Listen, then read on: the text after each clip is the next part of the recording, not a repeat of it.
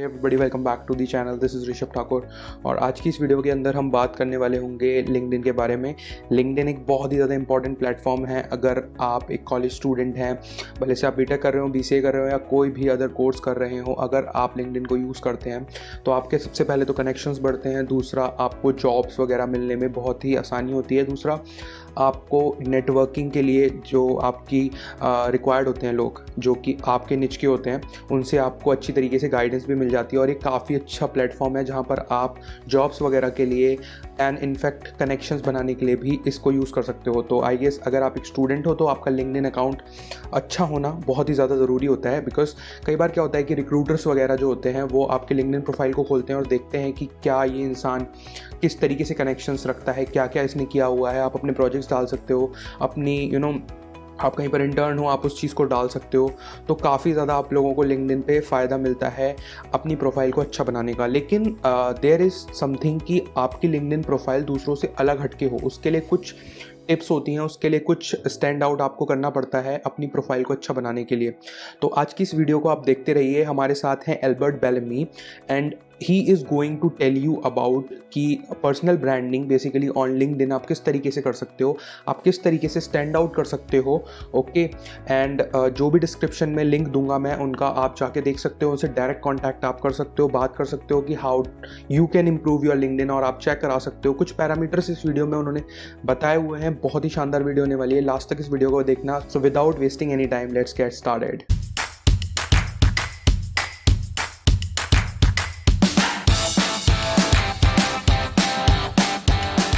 So I think that this, without being lean too far forward, this is the most important talk you're going to hear here at Praise.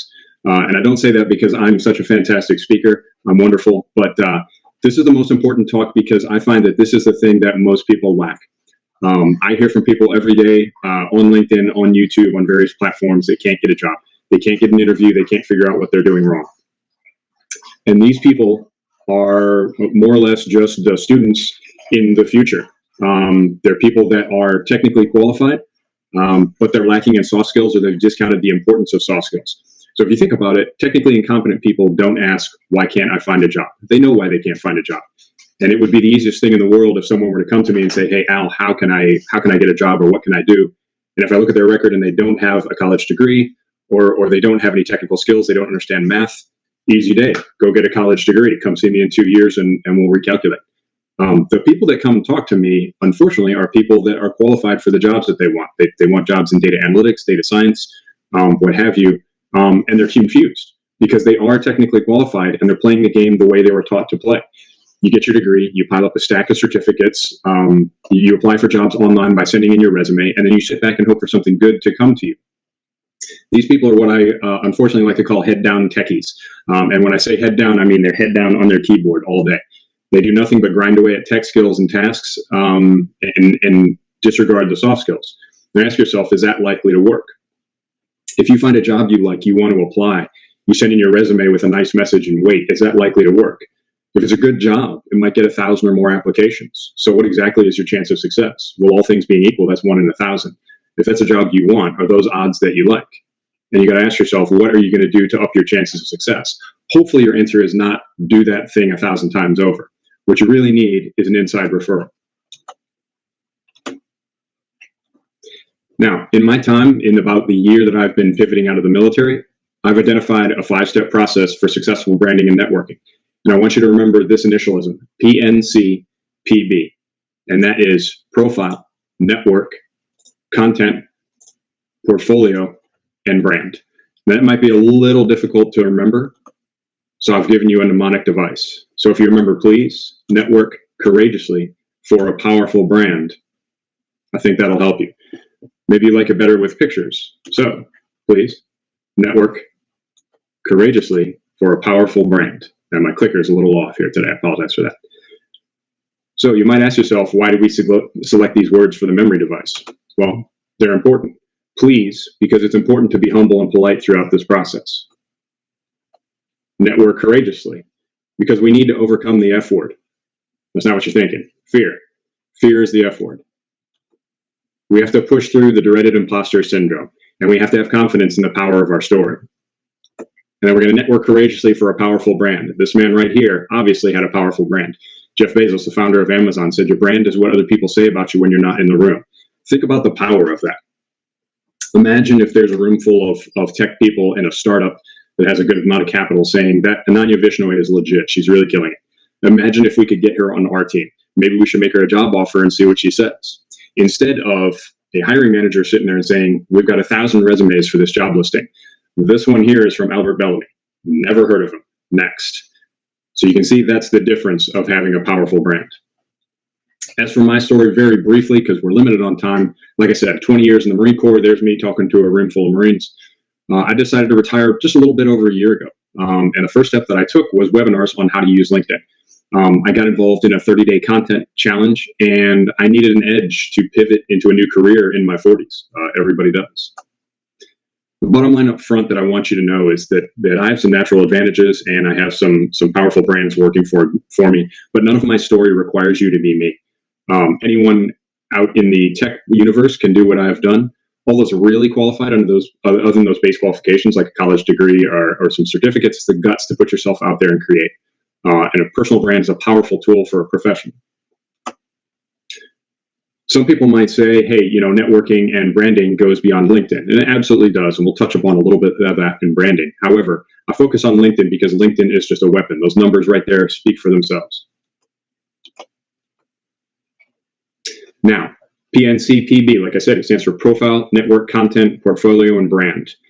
Because I'm convinced that these are the 5 biggest things that stand between technically competent professionals and a job. These are the things that people come ask me about every day. Now, we're going to talk about a complete profile that can be a force multiplier to deliver passive opportunities to you. We're going to talk about targeted networking, not just open networking, friendly professional connections that mean something to you and to the other person. We're going to talk about content creation, which is going to establish your brand.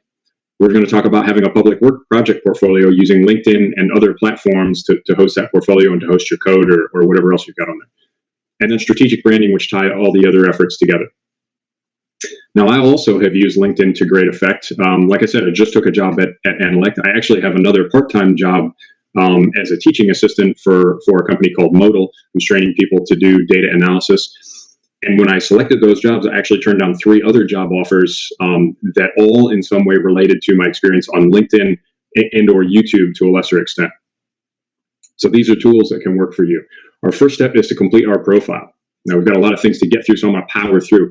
The goal that you want is what's called an all-star profile. Now, this is an American sports term. It basically just means a complete profile that puts you above most of your competitors on LinkedIn. It's what LinkedIn considers a complete profile. All-star consists of 7 elements.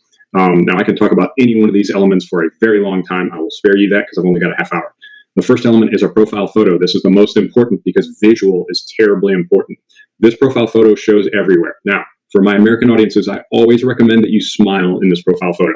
I understand in other countries, opinions may vary on that. I see a lot of Indian professionals that don't smile. Maybe that's the thing for you guys. So take my cultural recommendations with a grain of salt, please. What I will recommend is that you're professionally dressed for whatever job you want. Even as a college student, you need to go put on a suit or some business casual or some kind of collared shirt if you want to be a professional. That photo should have a neutral background. It should be well lit and it should be focused on your face. And oh, by the way, it should be a photo of just you, not you and a bunch of other people cropped out or fuzzed out. Your current position. For you students out there, I would advise avoid the word student or aspiring. We're going to talk about this a little bit later in brand. But you want to make that job title the job that you intend to do within reason. If you are a software programmer student and you are programming software, to me, you are already a software programmer and you should put that in your title. I tell my data analysts, you analyze data. You are a data analyst. It doesn't matter that you don't have a college degree. Put data analyst in your title. Nobody wants to hire a student. The industry you intend to work in, that's going to be IT for most of us. If you know you're going into fintech or something like that, you can put finance. The location where you intend to work. This is important because if you're going to school, say in Chennai, and you intend to work in Mumbai down the road, you should put your future location because that's where you're going to appear to hiring managers and recruiters. Now, continuing on with the all-star profile, you need at least 5 skills. Please don't tell me you don't have 5 skills. Everyone has 5. You can have up to 50, and you should endeavor to get close to 50. These should be a mix of technical and soft skills. You can find everything on there from problem solving to programming in R, SAS, Python, what have you. Your education. Now, for my students out there here in Prayas, if you have a degree, you should list your highest degree. If you're a student, you should list the details of your program and your projected graduation date. I would not list high schools. Again, please take my cultural ignorance with a grain of salt. If perhaps your high school is very impressive and that's something that plays in your country or in your industry, by all means, go ahead and disregard that advice. And then the most important section is the summary section. And this should be based on the interview question, tell me about yourself. This is your chance on LinkedIn to tell me about yourself. You have a lot of space there, and this is very important, as we'll see in a moment. And then, hey, you're an all-star, as the song says, but we are not quite finished. I'm gonna give you 3 more things to put you over the top with LinkedIn. And if I allow myself the vanity, here's my profile. Make sure you have a banner picture. Make sure it's on brand. A lot of Indian professionals that I see when I look at their profile, they don't have a banner picture. If you leave that blank, you're giving up a lot of real estate. And like I said, visuals are important. If you have a banner picture and it's attractive and it's on brand, that's very eye-catching for your profile. You can see that mine currently is based on an event for Veterans Day that we're coming up. You can see the picture from last year. It poured down rain on us. Hopefully it's a little more pleasant this year, but that's a very attractive and eye-catching banner. Second, your headline, you should personalize it. This can default to an auto-populate. You absolutely do not want that. You can see my headline right there. I choose to put a little bit of humor in there. I'm the Marine that smiles at spreadsheets because United States Marines are famously afraid of technology, especially when it comes to computers. But I list some of my more marketable skills on there, my general job title, and then my security clearance, which is a big sell. Put the things in there that are going to attract somebody to you because, again, that headline appears a lot of places. And then experience, list all your jobs. Obviously, for my students, it's going to be a bit limited for you, but I would list everything that you've done professionally. Now, there are 4 elements to search engine optimize. That is your headline, your summary, your experience, and your skills. Make sure these all have keywords in there and they match to job descriptions for positions that you want. I can talk for hours and hours about improving your profile, and I have at times, but I got to spare you here. Just know that the profile is never perfect. I'm always improving mine, as good as it is. It's never quite there. Once you have these 10 elements, it's time to move on to networking. And we are going to do targeted, friendly, and professional networking. You got to do targeted networking to find people that will get you ahead in your industry or occupation. Now, again, some people say, why do you focus so much on LinkedIn? Why don't you just network at the local country club or some sort of professional mixer? Look at this map and tell me if I could have met any of these people without the use of digital networking. This is why I believe in the power of LinkedIn, because I've met each and every one of these people and they've all helped me to a certain extent, to include job referrals through LinkedIn. Now, targeted networking, like I said, please do not be an open networker. I see too many of these in tech professions, especially coming from India. I don't know if it's fear of using the English language, you're not confident, or what it is, but so many open networkers, you see many of those that you see right there are not Indian. They're quite American. That list right there, that's a bunch of people that gave me an open network connection. I always respond with a message. As you can see, the messages tend to be quite similar, especially when I get a ton of different connections, but that was just in the span of a couple of days right there. None of those people ever responded to that message. And you got to ask yourself, is that connection meaningful? Those people requested me in July, which is now over a month later, and we've never spoken to each other. I sent them one message, they didn't answer. That's open networking. Those connections are not meaningful. You need meaningful connections. You've got to ask yourself, when you open network, when you just click connect, and it's impersonal, what does that mean? It yields a meaningless number for you if you don't send a connection message. That person doesn't know you, has nothing invested in you, and doesn't understand your value. And think about it. 6 months from now, when you need a job and you throw it out to your connections and say, please help me, let me know if you got anything, those people are not going to help you. They don't know you. They don't know your value signal. So if you have a big, sexy number, 5,000 LinkedIn connections, but only 50 of them would give you a referral, I would say you don't have a productive network. You just have a pretty number. So you need a network, not a number. Now, I was very amused to hear Gaurav say this the other day, because I don't like the saying. You will hear your network is your net worth. I think that's far too reductive. Sorry, Gaurav. I don't particularly like that saying. I made up a new one just for the Prayas audience, so I hope you guys like this one. You can go ahead and take it. I haven't copyrighted it. Here it is. In 2021, you need a network to get work. Okay, is that corny enough for you? And it's absolutely true. Like I said, think of the 1,000 job applications for that great job. You need a network to get work. You need an internal referral. So with those 1,000 resumes, which one is going to get picked? If they go through and maybe someone's got a Harvard degree or some tier 1 degree from from the Harvard of India, that person has a big advantage. If that's not you, how are you going to get ahead? How are you going to set your resume apart? It's probably going to be the person with an internal referral. And you think about it, a hiring manager gets these 1,000 resumes. Are they going to read every one of those 1,000? Absolutely not. Hiring managers are lazy and they don't want to read hundreds of resumes if they don't have to. So if you're the one that has that productive network and an internal referral from within the company, you're going to get ahead. When you first start building your network, you're going to start with classmates or alumni. Especially for those of you in college, you can connect very easily with people that have come from your college. They have a natural inclination to want to help you. You continue on to specifically choose alumni in your chosen field. You go kind of beyond that friends and family ring into successful professionals that happen to come from your school. And then from there, you branch out: recruiters, hiring managers at your target companies, managers, people slightly ahead of you in their professional lives. They're more likely to want to help you. And then you connect with their connections, and then you start kind of forming your tribe. Those third-degree connections become second-degree, and then you connect with them through known people to the both of you, and then you have a natural way in with them. Don't get caught in the trap of chasing influencers. I see too many people kind of get those notches on their belt of, I know this person and that person, like I showed you the map. But don't start chasing them, because again, you're going to get those open connections with them that don't mean anything. Think of who's going to get you ahead. Use the search function. Who's your connection in your school, in your geographic area, from a former company once you start working. If you have a connection, you're going to have something to talk about, and it's going to be less awkward establishing a genuine link to that person and something that you guys can connect on.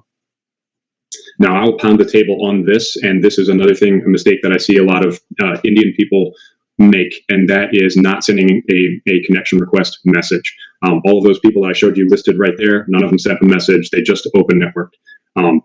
I always send a connection message with my connection request. You should do the same, and that connection request should be polite, engaging, and humble. Right there is a canned example of something that I would send. There's a polite greeting. There's some personal engagement. I've shown interest in something that person has created. That's a great way to do it. If they have a blog, if they have a YouTube channel, and then a humble request. That request should just be the connection. Please don't try and sell something to people. Please don't try and ask for a job referral or God forbid, a job or an internship in that intro message. You're just trying to get to know people. Once you get to know them on a personal level and exchange a couple of messages, then you're good. Dale Carnegie, the great writer, said, to be interesting, be interested. I have to admit, I did not understand the power of this message until I started working on LinkedIn and starting to connect with people. Now, I will tell you that I personally do not accept connections generally unless they come with a message. That slew of them at the end of July there, I think I went to a conference and people were just kind of firing them back and forth, so I accepted most of them. I will tell you this: I will connect with anyone from the Preyas audience who sends me a message and references. If you reference anything I've said here, I will endorse all your top 3 skills. I will like your most recent posts. Even if I don't necessarily like the post at all, I'll help you out there. And that can get connected out to my network, and that can get you a lot of exposure. So if you do what I'm telling, send a professional, personal message. I'll hook you up. A couple other tips is if you set aside dedicated time for networking, you can cultivate a productive network. If you go beyond LinkedIn, I developed personal relationships with a lot of those people on that map you saw by going beyond LinkedIn to where they spend their time, which is for those guys, YouTube and podcasts. If you look at these connection requests, and you think about which one you want to accept right here. One has a polite greeting and engagement. One guy I already have a ton of mutual connections with. The person that I have one mutual connection, and that mutual connection might not be anything meaningful, and he hasn't told me why he wants to connect with me. What do I have invested there? Why would I connect with that person? Ask yourself that. Okay, PNCPB, we're plowing through, and we are down to content creation. Okay, content creation is a huge stumbling block. Again, we've got to get past that F word. We've got to get past the fear. And the way we get past the fear is with what I like to call a crawl, walk, run approach. And our crawl phase is going to be starting with comments. Here's what I don't want to see with comments that I see far too often. Interested, great post, agree 100%. And the dreaded commenting for reach, please stop it.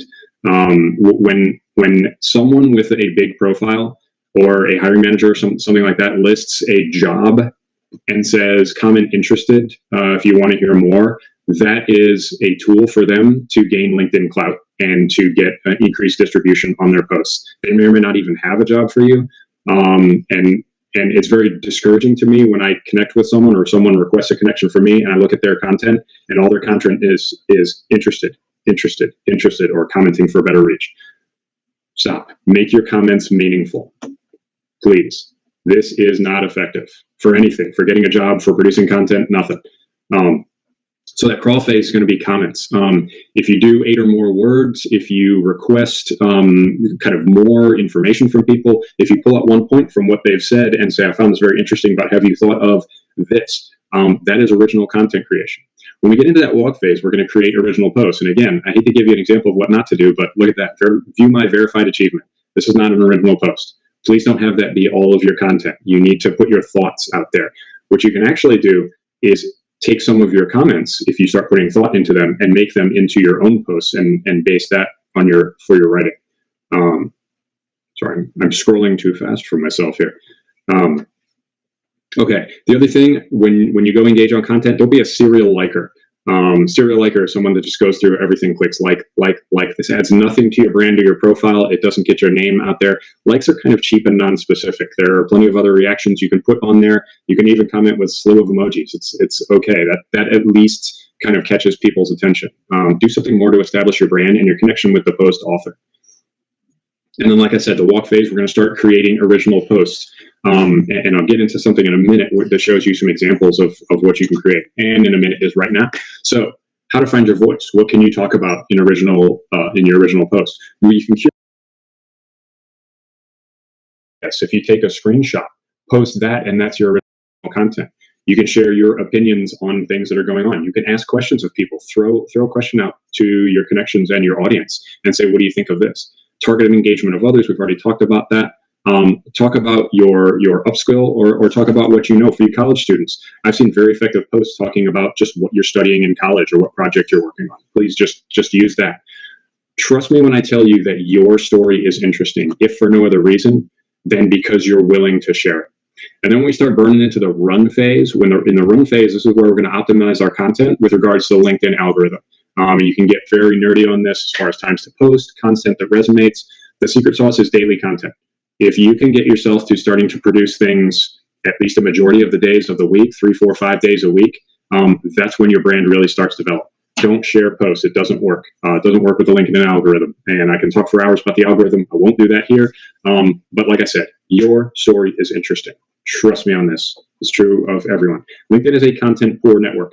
The vast majority of people on LinkedIn are not producing content. They're sitting there reading, and they're serial likers, and they're commenting interesting and or interested. And if you become one of the content creators, you're one of the very few, and your content doesn't even really need to be that good. So don't worry if you're not a good writer or if you're not that great with the English language. I have tons of friends who English is not their first language, and their posts are not terribly grammatically correct, but they're interesting anyway. All right, moving right along, we're to our fourth step, which is your project portfolio. I was very encouraged to hear some of the guests yesterday talking about this and the importance of this.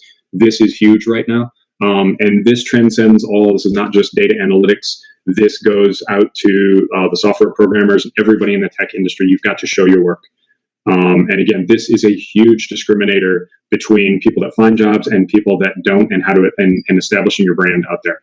Full disclosure, I'm working on this myself. I do not have a great project portfolio to show you. I'm a bit embarrassed to admit. I've been working on that for a bit, but it's essential for employability in tech right now. You can find projects almost everywhere. There are tons of people out there crying out, where do I find projects? Everywhere. Kaggle is a huge one. Kaggle will queue it up for you like a volleyball spike. And they have guided projects. They have data sets there for you. They have competitions where really all you've got to do is kind of fill in the blanks and give your own contributions. YouTube, there are plenty of YouTube channels that will show you projects, that will walk you through projects. Alex the Analyst is a really good one.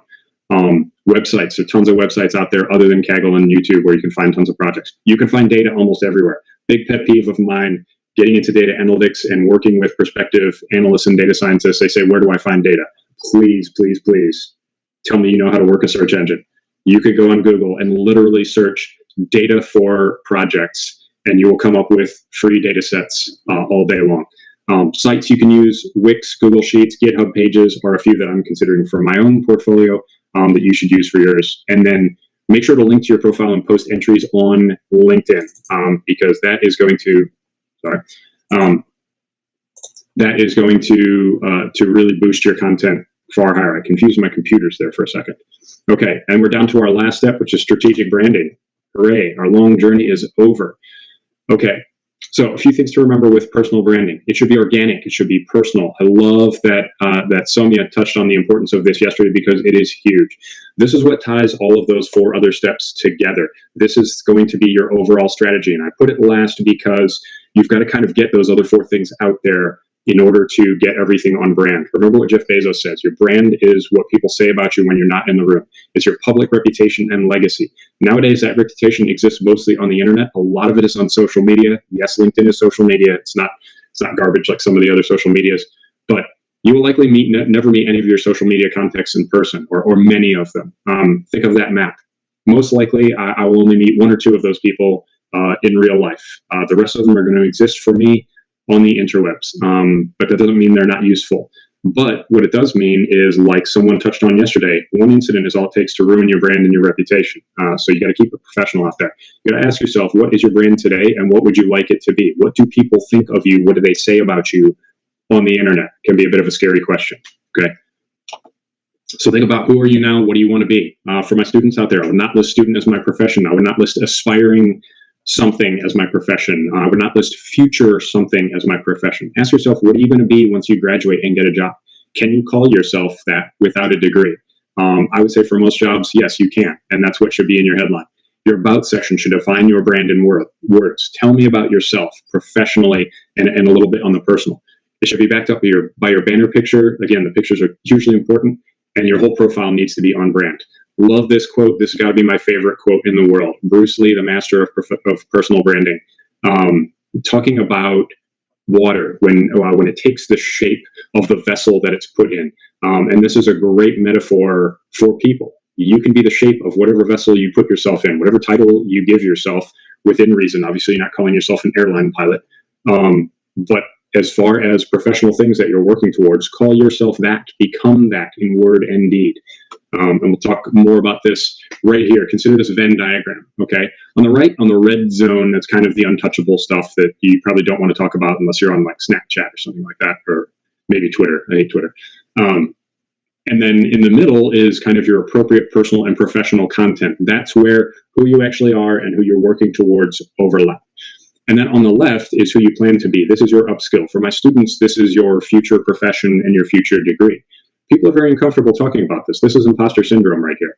And people don't feel confident coming out and talking about data analytics if they are a fresher or if they are a student, or they don't feel like they have made it and are accepted and have a job with data analyst in the title or software programmer in the title. You need to be comfortable talking about this. You need to be comfortable talking about what you're studying and where you're going, and consider yourself that person or that thing. All right. You've got to kind of nug down on your brand or niche down on your brand. Don't muddy the waters too much. Don't post about everything once you get into content creation and it becomes addictive, which it will. These are kind of my 4 pillars right here. And if you go back through my LinkedIn posts, you'll see that they all kind of fit into one of these bins. People only have a certain amount of time to devote to you and who you are and finding out about you. And so if you go beyond a few different topics, they're eventually going to kind of lose interest. Now, to sum it all up, one thing I'd like to point out to you is these steps don't end. I made these steps here overlap for a reason. You start with your profile, you move on to content because now you've defined yourself and your brand a little bit. You move into network because then you're going to go meet people, and then out there you start putting your content out once you have an audience for it. You proceed on into portfolio. All of these things must be iterated over and over. Like I said, I never stop working on my profile. I never stop networking. My content creation is ongoing. Obviously, my portfolio is a work in progress. And then brand, I'm always conscious of brand and making sure that everything that I put out there, everyone I connect with, it is kind of working towards my brand. So you got to keep all of these things kind of aligned and keep working on them. So what have we learned? The portfolio can create passive opportunities for you. You got to network to get work. Content creation, we've got to overcome that dirty F word, and that is fear. Get out there and create content. Your portfolio, which is crucial for tech professionals of all kinds and colors, and your brand ties all that together. A productive and personal brand can and will create opportunities for you. It has happened for me, and it will happen for you too. Every person that comes to me and says I can't find a job is missing at least 3, and generally all 5 of those steps and stages that they need to work on. So I'm convinced that if you work on all 5 of these things, you're going to be extremely employable, and the success is going to come to you. Alrighty, so to learn more, obviously this was a half-hour-ish talk. To learn more, if you go to my LinkedIn profile, you can scroll back through my content. I post about LinkedIn things, about branding, about networking all the time. I will have this presentation and the notes that I worked from uploaded to my featured section, which is something we didn't talk about, but you should definitely look into. Recently, I did a 90-minute talk on this subject, if you can imagine sitting through that, for an organization called ISACA, which is a worldwide organization. I spoke to the Muscat, Oman chapter. Hopefully I'm pronouncing that right. But I had a much more robust slideshow for them with a lot more detail on some of these areas, and that was a much longer talk. So I have that already uploaded. If you go to my LinkedIn profile now, you will see that. And then I've done quite a few YouTube appearances. I've listed and shown 2 of them here to you. I actually just got done working on the YouTube channel and podcast, How to Get an Analytics Job, which obviously worked for me. And that was a ton of fun. I've had to push back now because I have an analytics job, and so I need to devote my time and energy to that. But you'll see plenty of appearances for me on there. That one right there, if you click on that link or copy and paste that thing, that is going to take you to a class that I delivered to Greensboro College on this same topic. Now, this class was in January, and I have learned a ton since then. So it's a much more truncated and shorter version of what I talked about today. The other one you can see there, a wonderful channel on soft skills by a very talented young lady named Ketiki Bedia. And I did an interview with her a few months back, kind of a bit more freeform, not quite as structured. It was an interview of me, not a talk given by me, but hits on a lot of those same themes. So if you go to those 3 places, I talk far more on these subjects, and you get your fill of networking and personal branding. And with that, Hustlers, Gaurav Sharma, thank you for inviting me.